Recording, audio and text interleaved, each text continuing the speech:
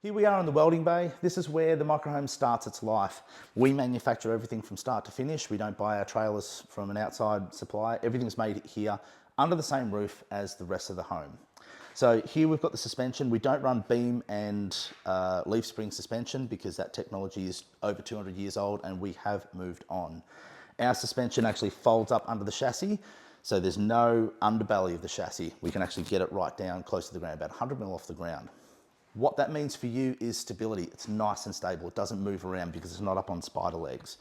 The rest of the industry will usually use wheels and tires on leaf springs and all the rest of it. Corner steadies at each end. The problem with that, moves around in the wind, moves around with the people moving around inside it. Once that's all tucked up with the microhome system and we drop you down as close to the ground as we can, all the weight of the microhome bears down on 4 adjustable legs, 2 at each end. Right? That gives you complete stability. There's no moving around in the wind. There's no moving around when you're sitting on the couch and someone walks past you. You can feel everything moving. You can feel what the other occupants are doing.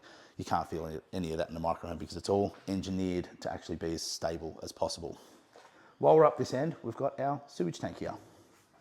Really important note that not a lot of people understand or want to talk about is flushing toilets. You can't actually have a flushing toilet in a wheeled vehicle. There's no room in the plumbing code for it. It's a surefire way to get yourself into serious trouble with the building authority because you can't actually have a toilet with, you know, rigid pipes coming out of something that's on wheels that's actually designed to move. And then you have these solid pipes coming out the bottom and then going into the ground. It's completely illegal. It's as I said before, it's one way to get you into trouble. The way you get around that is operating under the same umbrella that other vehicles with sewage systems operate under. So bus, boat, plane, any vehicle that has a sanitary system in it deposits all of the wastewater into a tank, and then when they get back home, they pump that tank empty into the sewage system.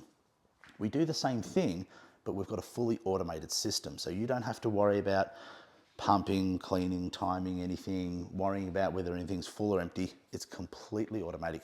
It's designed to work for you, so you can live your life just like you would in any other building, except you're living in a vehicle.